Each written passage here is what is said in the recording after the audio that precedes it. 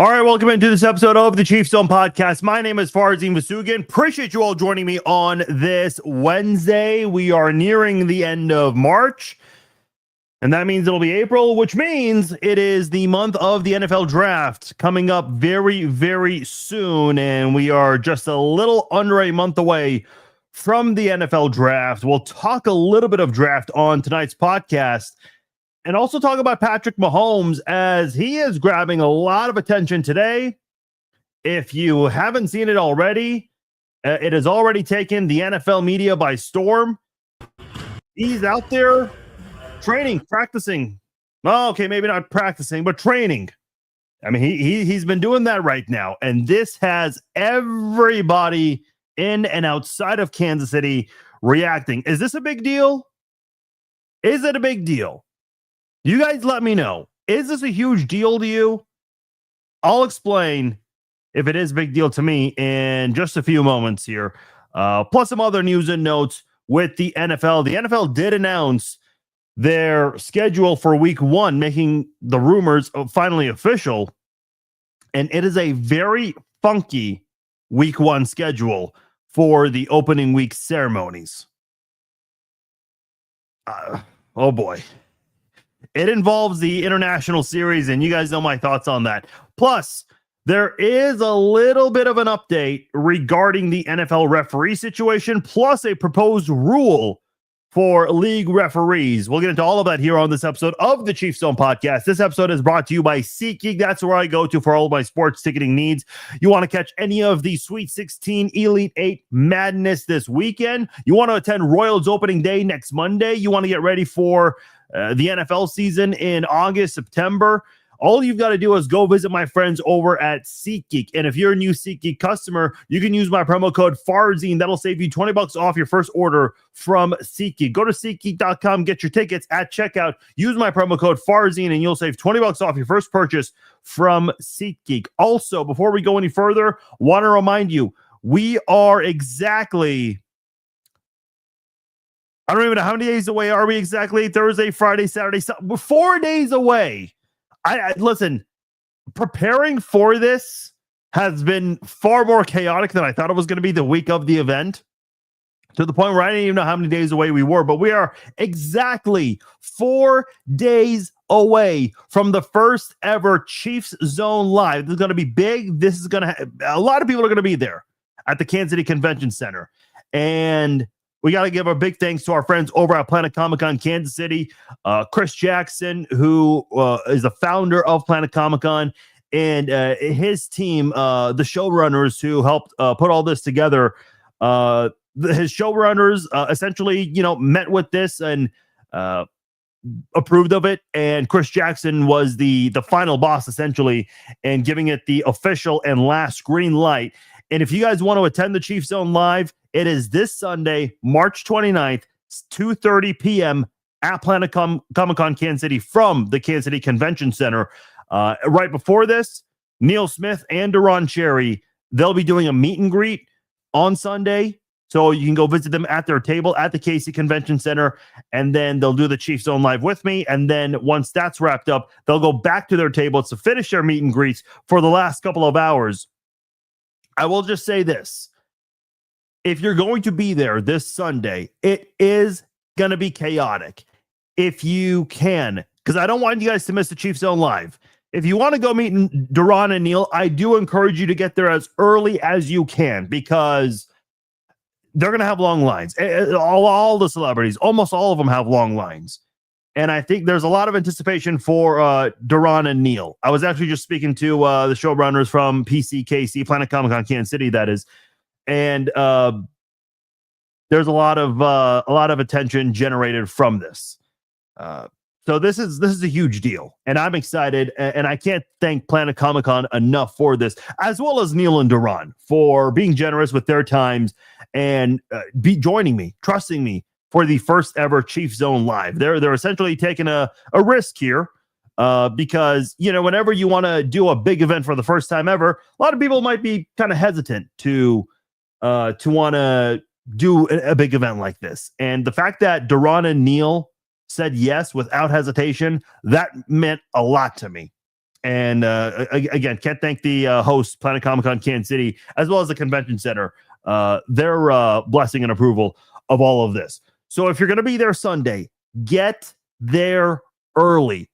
If you want to go there to meet Duran and Neil, they're anticipated to have long lines like a lot of celebrities. So do get there early. It starts 10 a.m. Planet Comic Con, that is, on Sunday.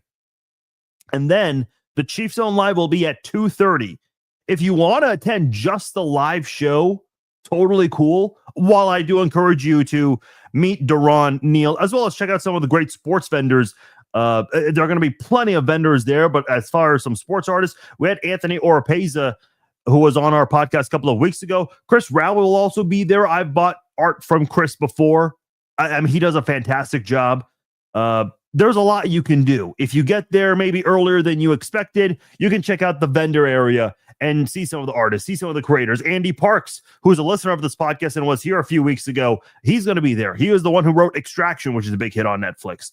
So I'm excited for this, and I hope you guys are as well. I'm really looking forward to meeting all of you this Sunday. Like I said, and I can't say this enough, get there early, because I don't want you guys, if you guys really are going because of the show, I don't want you guys to miss it. Give yourselves ample time to find parking, because downtown will be chaotic. Believe me on that one. All right. That's it for that. Let's move on here and talk about the big news of the day. It seems like it's a big news for the NFL, at least, because everyone's talking about it. Everyone's posting about it. Everyone's reacting to it. And it is the video of Patrick Mahomes working out here. It takes a nice little three-step drop and throws the ball, looks like what? Possibly 30, 40 yards. With his arm, he makes it look easy. That's probably a nice little 30, 40-yard throw there. I don't know. I'm speculating on that. But he posted this, and it says, day by day, felt great being able to throw the ball around today. I guess given the context of that caption, I'm guessing this video is from today. Because I did think that at first, right before I saw the caption. By the way, today is March 25th. Now, why am I saying that? Because it is exactly 100 days since Patrick Mahomes last had his surgery. And if you watch the video closely, you'll see he's got a sleeve on his left leg, which is not at all out of the ordinary. Now, do I think this is cool to see? Yeah, it's good. It's a nice sign. It's encouraging. It's got fans fired up, of course. A lot of athletes, whenever they're coming back from an injury, and if they had to have surgery to recover and whatnot, they'll always post videos. I know Rashee Rice, with his recovery, he had a really big, like a YouTube series with all of that. Athletes can kind of gain revenue from this with YouTube videos and whatnot. And I'm not hating on it. That's what you should be doing in today's world of online media monetization and whatnot. Now, as cool as all of that is, I will say, let's chill out a bit. He is 100 days removed from surgery. This is not anything shocking or surprising to me. And let me back up a bit, because here's my thing with this. I see a lot of athletes post videos of themselves working out whenever they're recovering from injury. And I see a bunch of fans always react to these videos and they say, oh, this player looks great. He looks like he's ready to come back. And that's not always the case. First and foremost, professional athletes are built different. They are built different. They're bigger, they're stronger, and as a result, they will recover better and faster than the average person. Look, I tore my ACL many moons ago, and this was back when I was overweight. At the 3-month mark, I was back at the gym. Now, Patrick is a little, as of today, with this video post, and listen, maybe he's had more videos of himself throwing the ball around. We just haven't seen it. And I would bet he's out. This is not his first day doing any of this. Because, and the reason I'm making a big deal about this, fans make such a huge deal out of what they see in photos and pictures. So when Brittany Mahomes did the Sports Illustrated swimsuit shoot with herself and some of the other players' wives and girlfriends, they did a nice warming party for all of them. And the husbands and boyfriends were there, like Patrick Mahomes, George Kittle. This was, I want to say, the week of the Super Bowl. And at that point, Patrick Mahomes was about 5 or 6 weeks removed from surgery, maybe 7 weeks, give or take, somewhere around there. And a lot of people were making a big deal. Oh, Patrick does not have crutches. Yeah, why would he? He is 5, 6, 7 weeks removed from surgery. If you still have crutches after 3 weeks from an ACL tear, ACL and LCL, there's some serious concern there. That's why I question the whole Max Crosby thing. Like, that dude was on crutches for 7 weeks because of a torn meniscus injury. I mean, I've also torn my meniscus, and I've actually had multiple surgeries on my meniscus. One of them I was walking just fine 24 hours later. I mean, maybe it's the worst meniscus injury of all time. I don't know, but neither here nor there. The point I'm trying to make with Patrick here is fans make such a big deal. I remember he was at I think it was his younger sister's basketball game. I think his sister is in middle school or high school.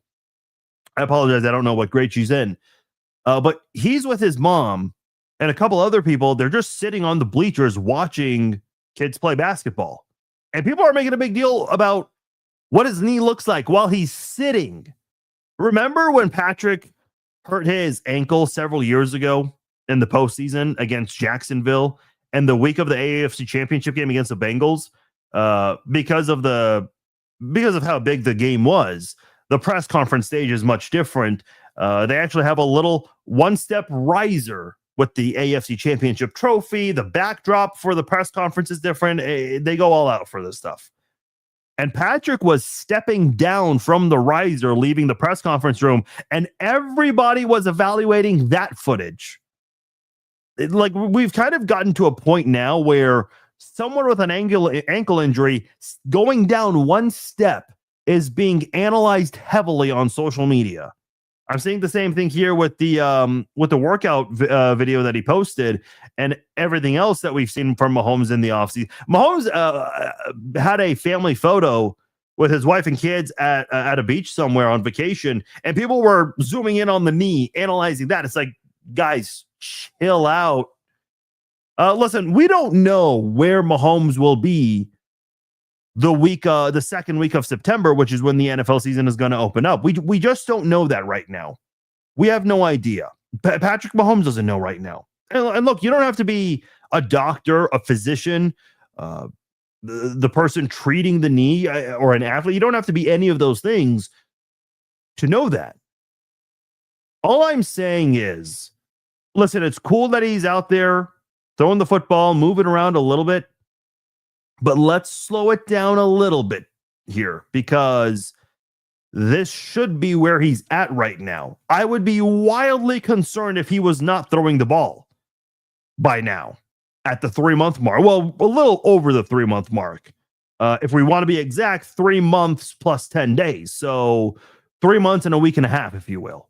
3.5 months almost. If he was not able to do it, I would have a lot of questions. A lot of questions. So those are just my thoughts there. I know a lot of people I'm seeing some of the comments here. He's not human. People putting the fire emoji, all that stuff. And listen, that excitement's great. Don't get me wrong. I just feel like this isn't the biggest deal in the world. I would bet every single quarterback that has an ACL tear and gets surgery at the 100-day mark, they should be doing the exact same thing you saw Mahomes do in that clip. And listen, is it possible Mahomes is doing more but does not want to show it? Sure. I can't say for sure he's doing it or not. We don't know that. Now, here's my question with Mahomes moving forward, because this is, I think, the part where people are going to start to monitor and track his activity very closely. OTAs are going to be coming up. Well, first off, phase 1 of the offseason program is going to be starting up soon. And I think it's going to be remote like it's been in recent years since COVID. My question is, what's Mahomes going to look like in OTAs when the Chiefs get back? Do I think he's going to practice, 11 on 11, 7 on 7 in OTAs? No, I don't. Do I think Mahomes will have some activity in OTAs?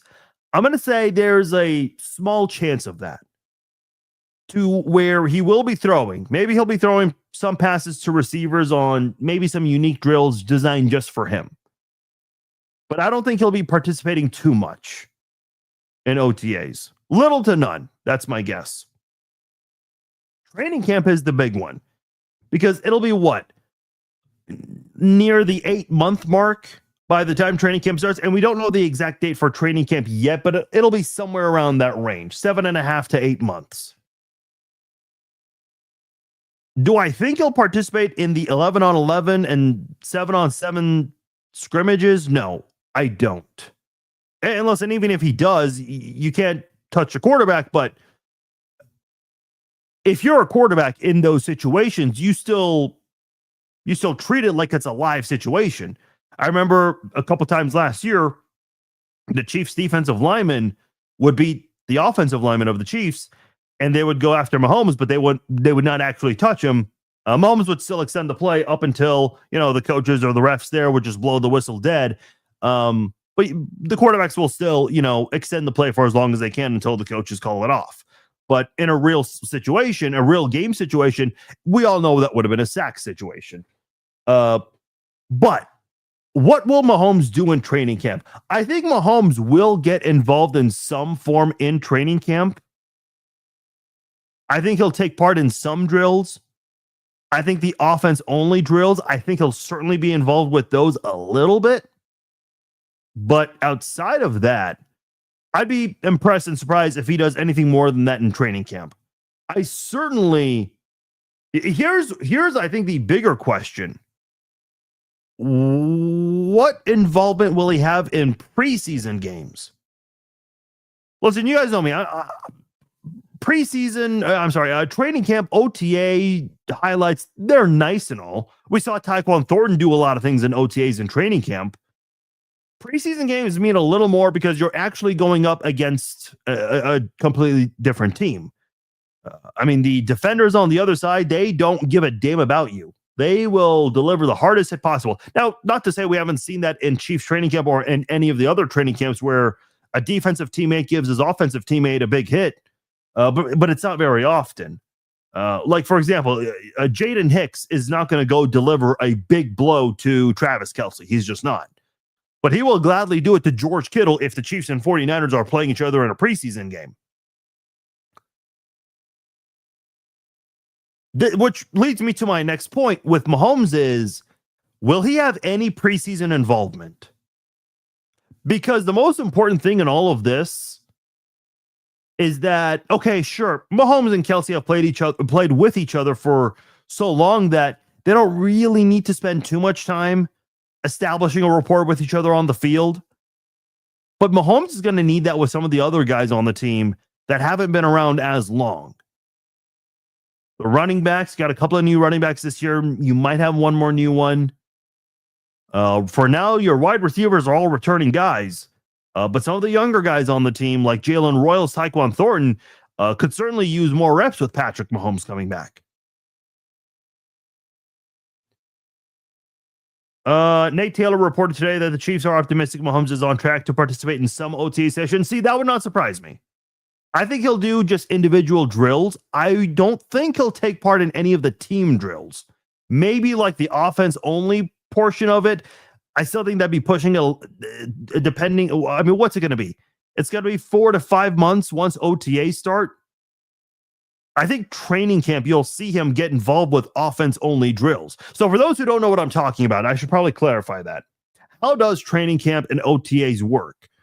How do they work, I should say? It starts off with the players just stretching.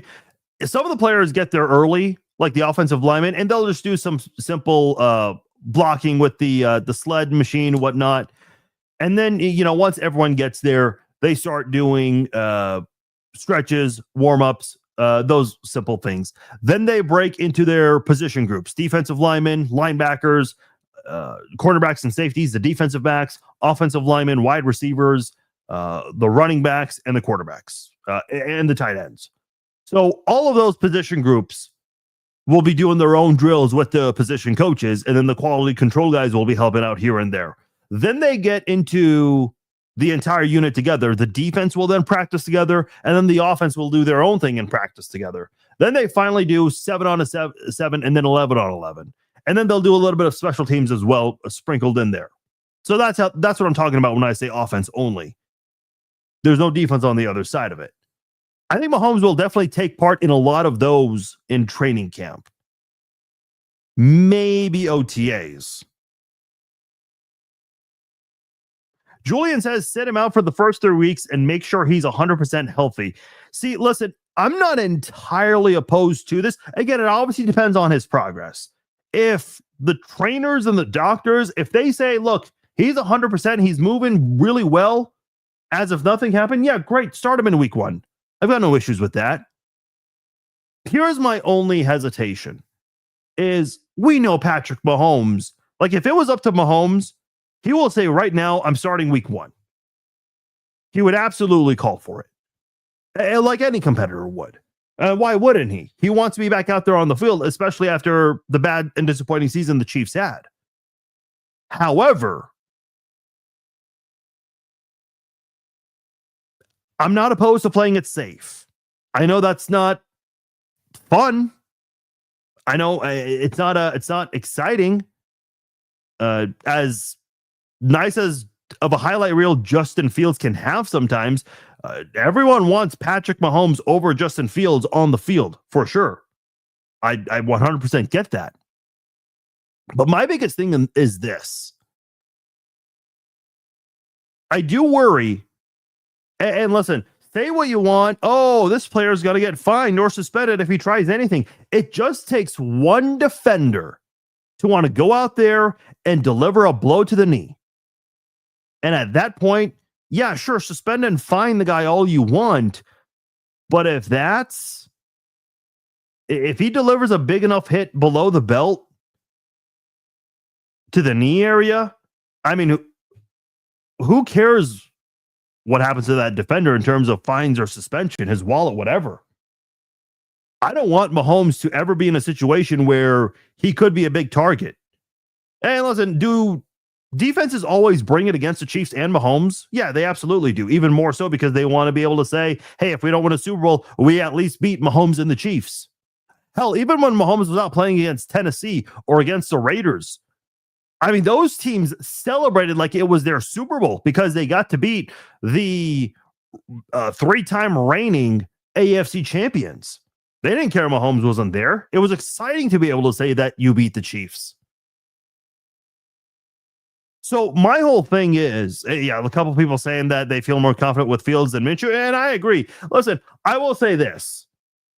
The idea of Fields starting at least one game does sound a little exciting because I think the Chiefs could have a really interesting running game with Fields, DeMarcado, and of course your reigning Super Bowl MVP, Kenneth Walker III, which I got to say is still pretty shocking to me that the Chiefs got him. I knew the Chiefs were in the mix for that. I just didn't see that coming entirely.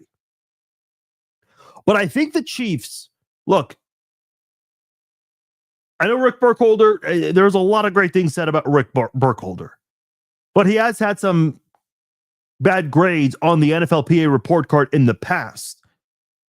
And let's be completely honest, the Chiefs have not gotten some of these injuries right in years past. Remember Eric Berry when he was supposed to be day-to-day?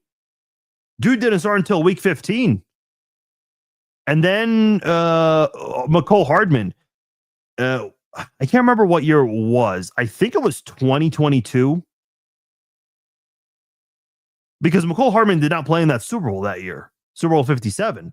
And the thought was he was expected to return towards the end of the regular season, and he never did. Because I think that was the year they opened his 21-day window, and he never ended up coming back. And then Hollywood Brown. in 2024. They said he was going to come back in week 2 or week 3. It was the Bengals game or the Falcons game that year. And then we get the news the week of the Bengals game. Oh, he's got to have another surgery and he'll be out for a couple more months. That disappointed a lot of people because Hollywood Brown, that was his first year with the Chiefs. And there was all that hype with him and Mahomes and OTAs and in training camp. And unfortunately, he got hurt on the very first preseason snap. Day to day turned into month to month. Yeah, that was frustrating. So my whole thing is this. It's okay if Mahomes misses 1 or 2 games. Is that ideal? No, it's not. Especially after you went 0-2 this year. The 2 times the Chiefs have missed the playoffs under Andy Reid is when the Chiefs went 0-2 to start off the season in 2014 and in 2025. So I get the need to want to have Mahomes out there. No one is going to tell you they don't want Mahomes out there in week 1. But what I don't want is for Mahomes to be vulnerable and to essentially be a target in week 1 because defenders are going to bring it. They're going to go even harder after Mahomes just because they know he might not be completely close to he might not be completely 100%. He'll be close to 100% at that time. He definitely will be. But we know defenders. It just takes one defender to want to be that guy. And they don't care what happens after that. They know they're not going to get suspended for long term. They're just not. Wide receiver Michael Servant out of Florida. He's from Overland Park, Kansas. Any chance he comes to KC? His name hasn't necessarily been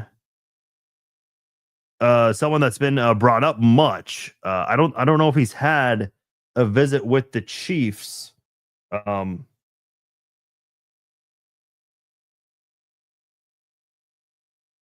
What's the name of that?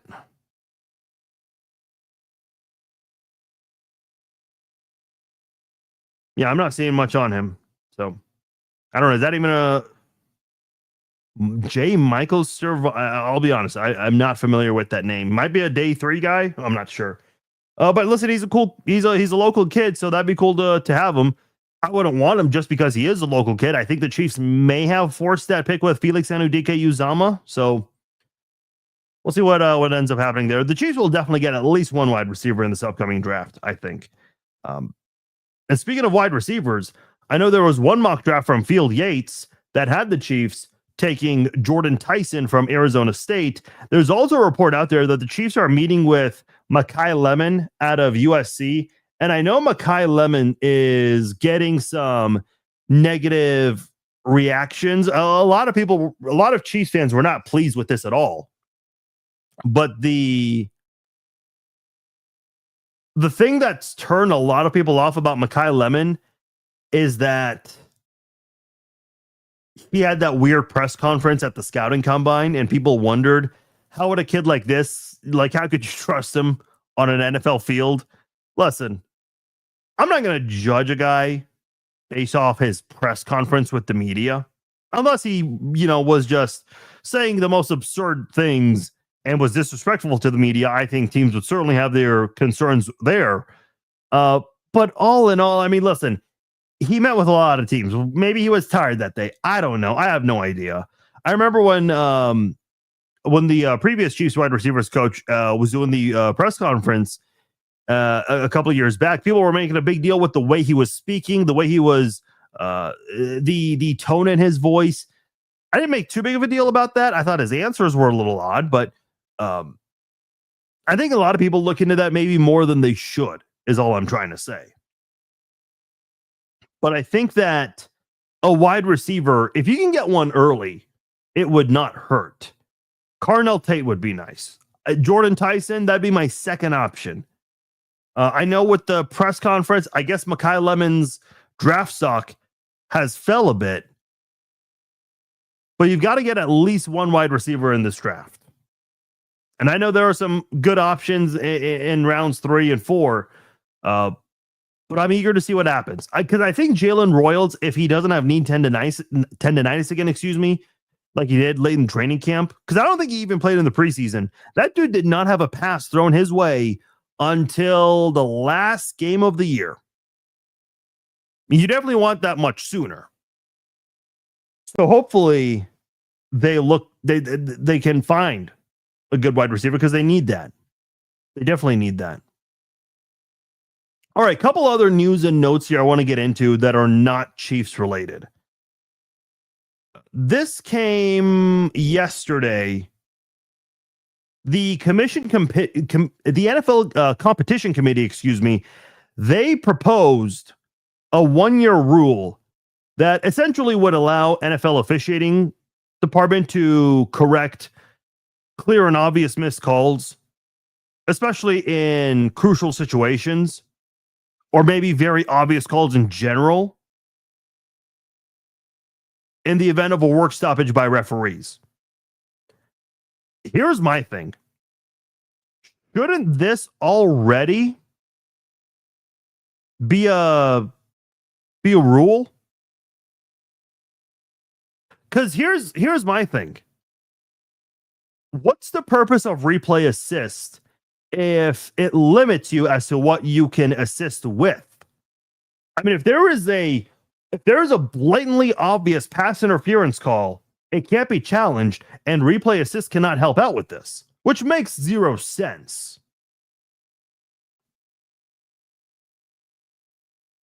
It just doesn't make sense to me. I hope that. Let me back up, actually, because I have suggested this rule before to where with the allotted challenges that coaches are given, which I think it used to be if you have 2 challenges, and if you get both right, you get a third challenge. I think that's changed a little bit to where, what is it? If you get 1 challenge right, you'll get an extra challenge. I don't know exactly what the rule is now, but I think coaches should be allowed to challenge whatever they want within the allotted number of challenges they can have per game. And when I say that, people say, oh, Farzine, games would take forever. No, they wouldn't take forever. If you're challenging every single play, yeah, it would take forever. Now, here's my thing. Is anyone ever going to complain about a longer football game? People love football. So if we have a 20 to 30 minute longer game, I don't think a lot of people are complaining. I really don't. Especially if it's to make sure the call is right. Because there was a play this year against the Bills where Mahomes, I think he was called for intentional grounding, but the thumb of a Bills defender barely touched it, but enough to where that should not have been called intentional grounding. So I think that comes into play sometimes.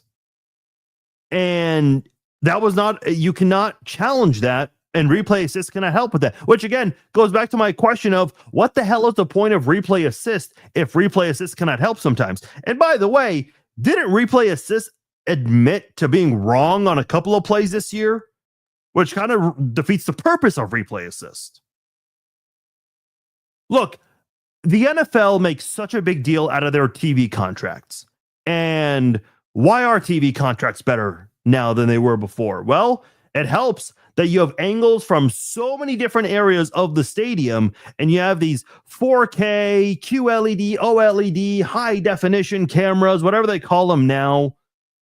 I mean, you can get a clear angle just about everywhere.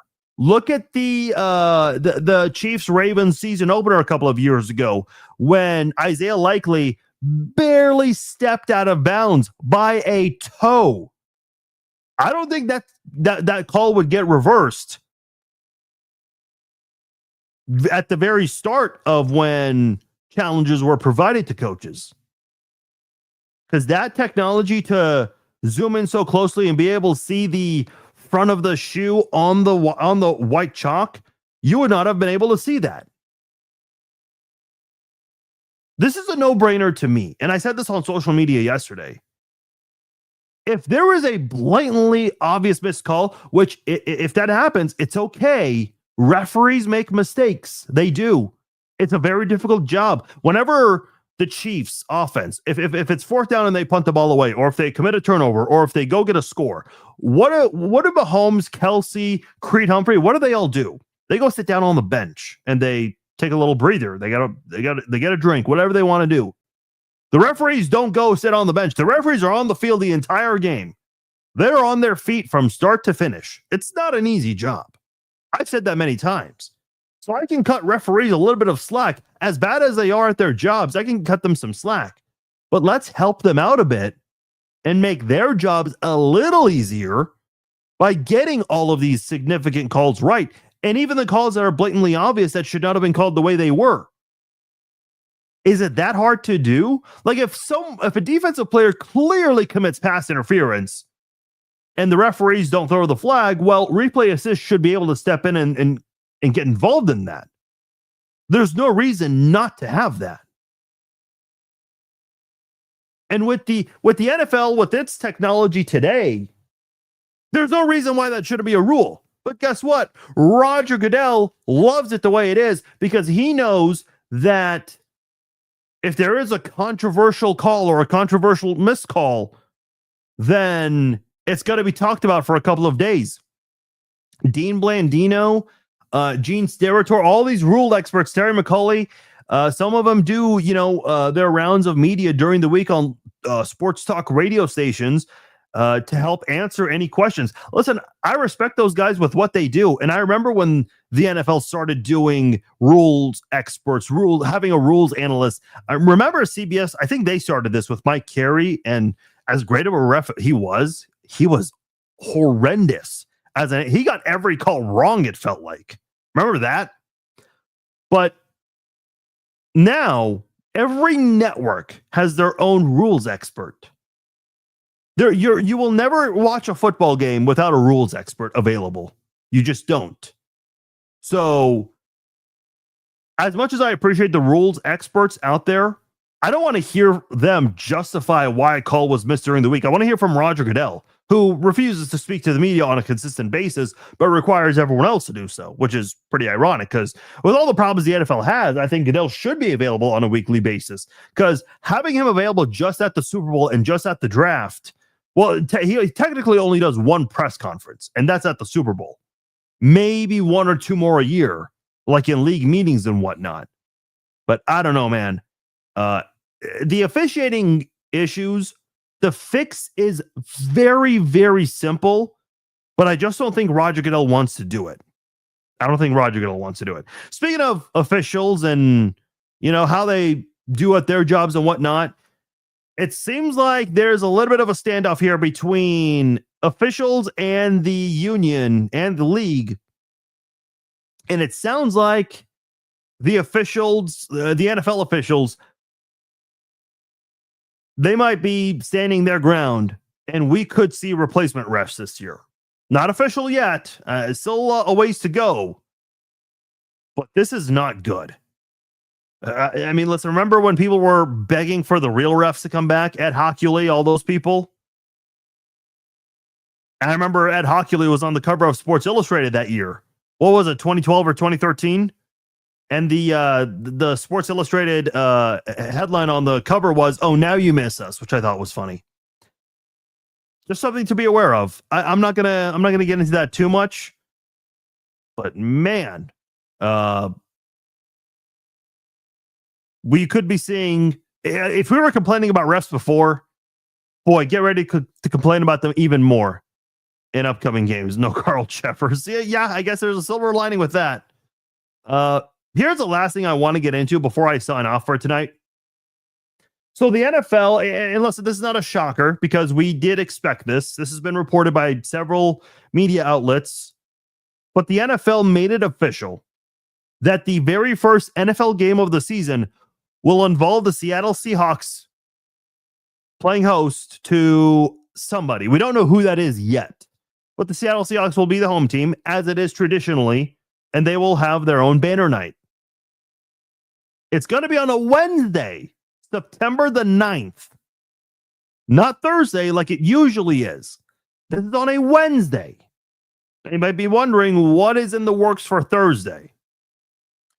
So this is from NFL.com here. Additionally, the San Francisco 49ers will face the Los Angeles Rams in the first ever NFL regular season game in Melbourne, Australia on Thursday, September 10th at approximately 8:35 p.m. Eastern Time. Now, here's the kicker.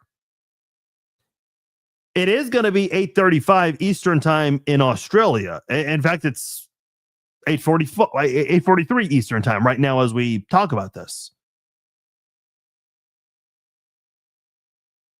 The game in Australia is going to start on a Friday morning at 10:45. In fact, let me just do this because, the article says approximately 8:35 and right now it's, 8:43 Eastern Time. I just want to know, hold on. What time is it right now in Melbourne, Australia? Okay, it's 11:43 a.m. Now the article on ESPN says that kickoff in Australia is going to be approximately 10:30. Dude, there is no NFL player that wants to wake up at 4 a.m. to have breakfast and go play a football game at 10:30, especially overseas. That makes zero sense. I don't know why the NFL has this major obsession of wanting to send players internationally. They want to make a big deal about player safety. And if you really mean what you say, then, make it make sense. This whole thing is, it's getting ridiculous. We have games in by the way, it's not just any game. You have a division rival game in Australia, and not just any division rival. Look, this is not, the Jets versus the Dolphins, which nobody cares about this year. No disrespect to those teams, but let's just be honest, they're both going to be bad. This is the Rams versus the 49ers, the NFC West. They essentially ran the table last year.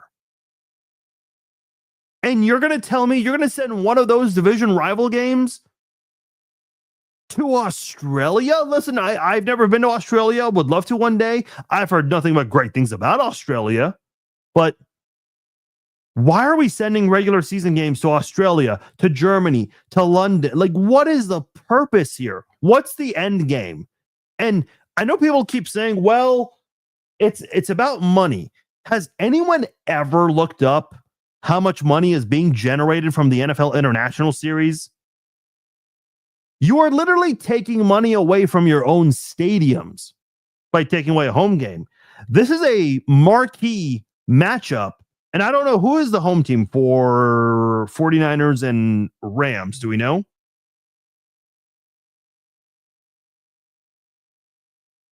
I don't think it says here in this article. I don't know who the home team is. Let me check something for the Rams. See if their schedule is posted for 2026 on ESPN's website. It's not. Okay, I don't know who the home team is. Either LA or San Francisco. But it's a huge game. And you're literally taking that away from one of those two cities, whoever the home team is supposed to be. I remember the Chiefs had the Chargers game in Mexico City on Monday Night Football. It ended up being a good game, but the turf was awful. Mind you, it was supposed to be Rams Chiefs the previous year in Mexico, and they moved it to LA. And listen, good for the LA crowd. They got to witness one of the best regular season Monday Night Football games ever. But what is the purpose of this? Because the players don't like it. They won't admit it because they're employees of the NFL. But you have a lot of former players who are speaking out about this without any hesitation. Players do not want this. By the way, on the NFLPA report cards, which came out a couple of weeks ago, a lot of players gave their teams bad grades for travel. I've got to imagine it has something to do with the international series. Nobody wants this.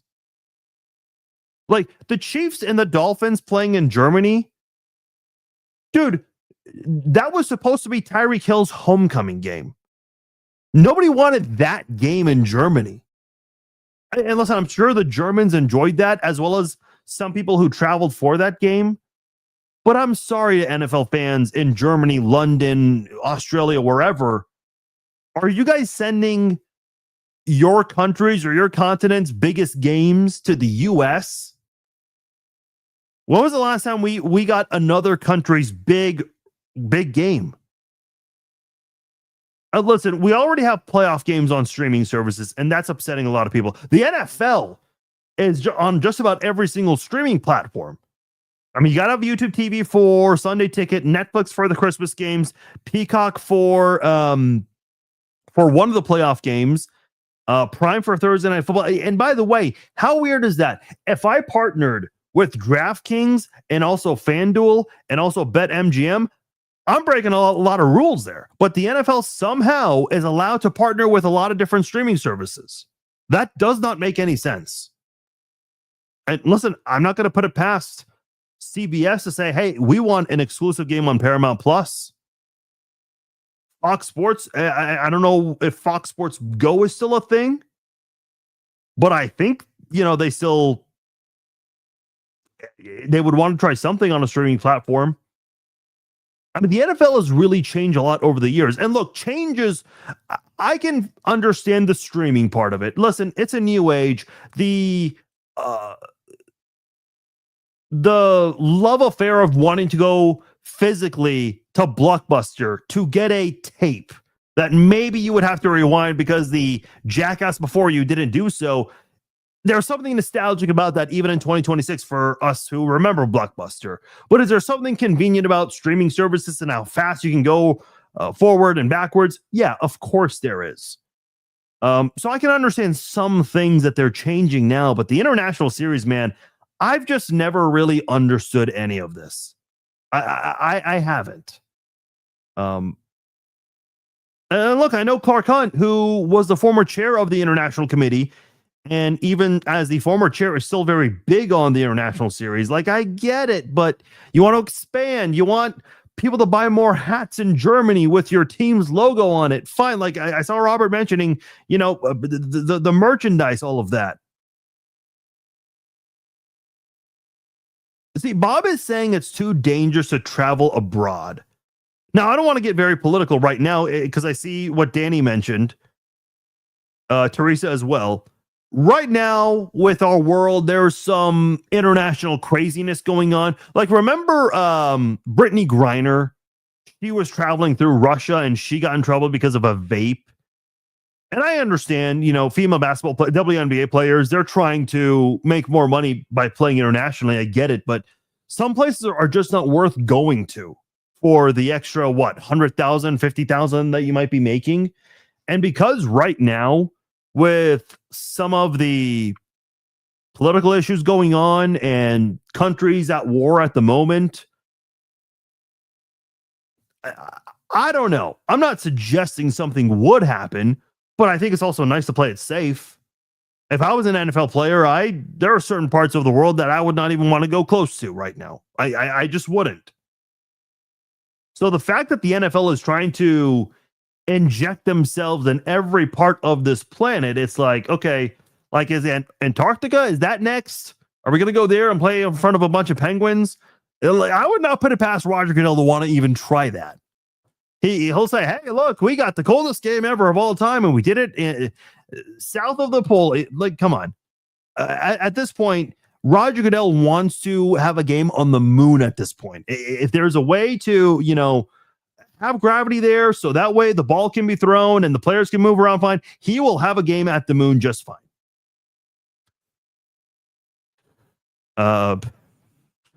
Comment section got pretty interesting. Everyone's putting there. Danny says North Pole for Santa.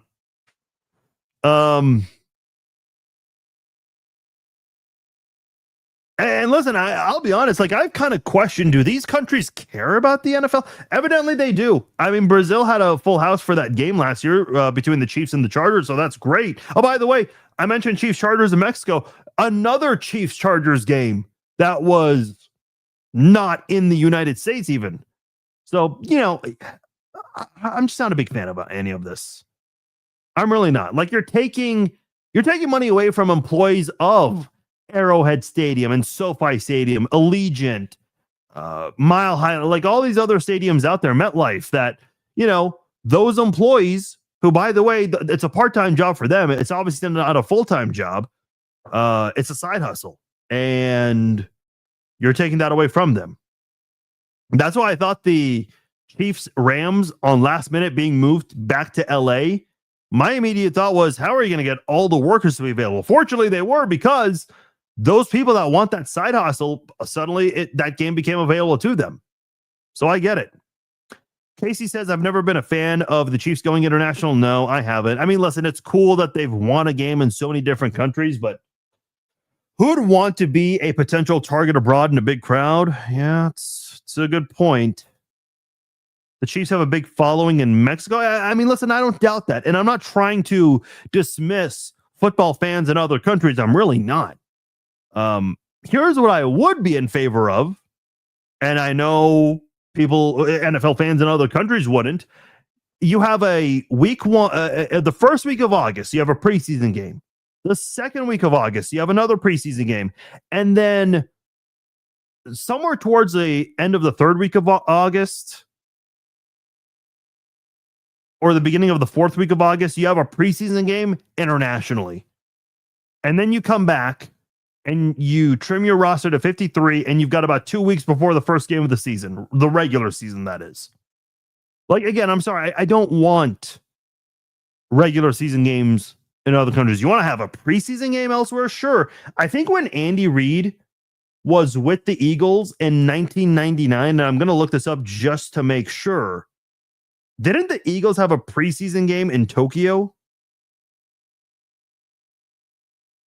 Hold on, let me look this up. Eagles preseason game, Tokyo. I swear that happened at one point.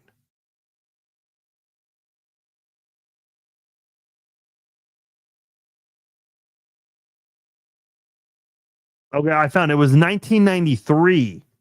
That's when it was. It was the Tokyo Dome. Oh, in fact, they've had multiple games in Tokyo. Did not realize that, but they've all been preseason games.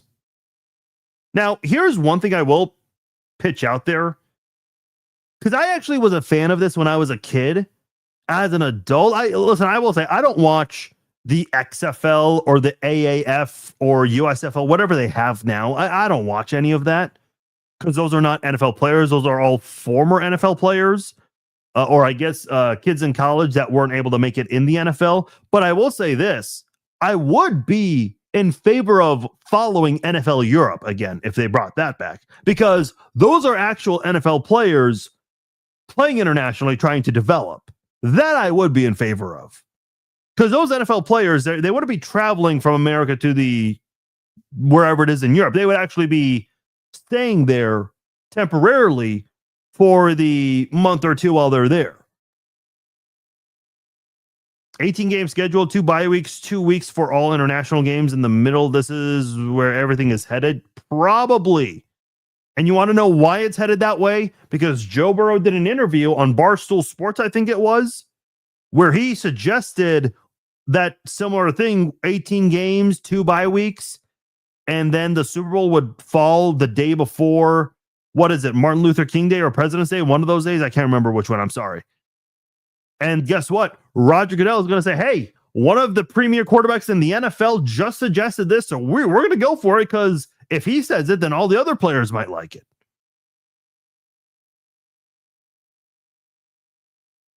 So I just feel like, we're obviously going in that direction. No question about it. I know some don't like it. The NFL is obvious. I'll never blame a company for wanting to make more money. But if you're the NFL and you're already making a shit ton of money, like, what does the international series do for you additionally? That's what I want to know. Before we wrap up, Christopher's asking, with that clip of Mahomes posted, does that make it more likely for him to be in summer camp and in preseason games? So for those who missed it earlier, I'll recap quickly, because we haven't talked a lot of Chiefs on this podcast, not a lot of Chiefs news today. But we did discuss at the beginning. Here's my prediction. Because with Mahomes, first off, let me just say, and I went into detail with this earlier, it's been 100 days since his surgery. it's not a surprise that he's moving around. I remember people were making a big deal at the 5-week, 6-week mark that he's not on crutches, which, that's actually normal for ACL surgery recovery. It looks like he is very much on schedule, and that's great. Now, does that mean he's going to participate in OTAs? I think just individual drills at most, and that's a maybe. As far as preseason and training camp, let's start with training camp. Do I think he will get involved in training camp? Yes. I think with the individual drills, the position drills, and the offense-only drills. I don't think he'll take part in the 11-on-11 or 7-on-7, at least to start off training camp the first week. Maybe towards the end of training camp, I can see that. I don't see him participating in any preseason games. I just don't. Why take that risk? While I do think it's important for him to kind of get into a rhythm with his receivers in preseason games, I just don't know if that's worth it in a preseason game. And listen, who's to say, that injury could not happen in a week 1 game? Sure, it could. And listen, I'm not dismissing the possibility of him missing week 1. I think week 1 is really 50-50. I really do. So we'll see what happens. It's still a long ways away. Listen, nobody knows if he's going to be ready. Not even, the team doctors, the people working with Mahomes closely on his knee, all of that. No one knows where he will be physically in week 1. He's going to be close. That we know. It's going to be the 9-month mark, right before the 9-month mark in week 1. But we don't know for sure where he'll be because there's a lot he still has to do. He's made some significant steps to get to this point, for sure. So we'll see. We'll see what happens in the coming days for Patrick Mahomes. All right. Before I get out of here, this is not 100%, but tomorrow night we will have a short podcast tomorrow, and we are expected to have a special guest on the podcast tomorrow night. This is not 100%. I was on the phone with this player. They're good with me doing it, but sometimes things do come up last minute. So there is a chance we do have a podcast tomorrow. It would not be a very long podcast, but if we have one, it'll happen tomorrow, 7 p.m. Central Time. However, in case I do not talk to you guys tomorrow night, this is my final reminder on this podcast to let you know that this Sunday at Planet Comic-Con from the Kansas City Convention Center, the first ever Chiefs Zone Live will take place. I'll be hosting it, and joining me will be Chiefs Hall of Famers Neil Smith and Duron Cherry.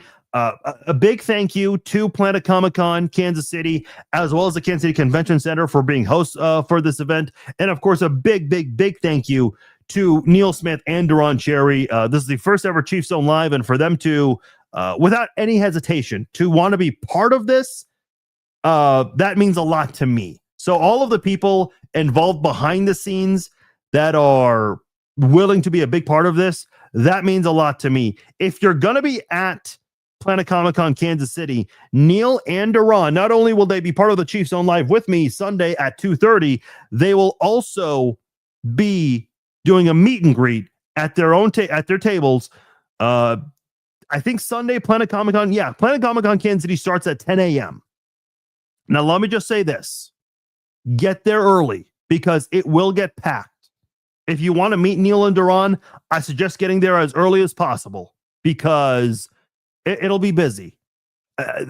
Downtown KC gets chaotic when Planet Comic-Con is going on because it's the biggest event the convention center is going to have. Sometimes this event falls on the same week as NCAA tournament games or Big 12 tournament games. Dude, that makes for the wildest downtown scene you could ask for. But I don't think there's going to be a whole lot of other events happening the same time this weekend, but still will be chaotic and busy nonetheless. So I do suggest you guys, if you're going to go, please arrive as early as possible. Give yourselves ample time to find parking because it will be difficult to find parking. Trust me on that. By the way, this exact picture you're looking at right now, in fact, let me just show you this. This one is almost exactly the same. The only difference is the names are not on the bottom. If you're going to be at Planet Comic-Con Kansas City and you want to meet Neil and Duron, You'll have a couple of options. By the way, you are encouraged to bring jerseys, football posters, whatever you want signed. And we'll have some 8x10 prints. And no, this will not be live streamed, but we will have clips that we'll share later on. So no, it will not be live streamed, because then it would take away from the live viewing experience for those who are there in person. Otherwise, why would we, charge tickets to attend in person? But I will say this. If you're going to be there, there are going to be a couple of different prints that you can have them signed. This will be one of them. I don't know exactly how many of these there will be, but there will be several. There will be different ones of Neil and Duran. Again, you are encouraged to bring football, jerseys, posters, whatever you want to have those guys signed. You're more than welcome to bring that. If you want just a picture and no autograph, you have that option as well. So just be aware of that. I'm excited for this. And for those who are attending, I look forward to meeting you guys. Please do not be afraid to say hi, say what's up. Let's chat it up a bit. Listen, I'll be busy doing a bunch of things, but I'll always make time for people if they want to come by and say hi. So come on over, come to the live show, 2:30 Sunday at Planet Comic-Con from the Kansas City Convention Center. My name is Farzin Vasugian. I appreciate you all joining me for this episode of the Chiefs Zone Podcast. If you enjoyed this podcast, please give it a like, give it a share, let your friends know about this podcast. If you missed any part of this live stream, it will be archived very shortly and available on Facebook, YouTube, X, Apple, Spotify, anywhere where you can catch the Chiefs Zone Podcast. Once again, I am Farzin Vasugian. I'm out. I will talk to you all later. Take care.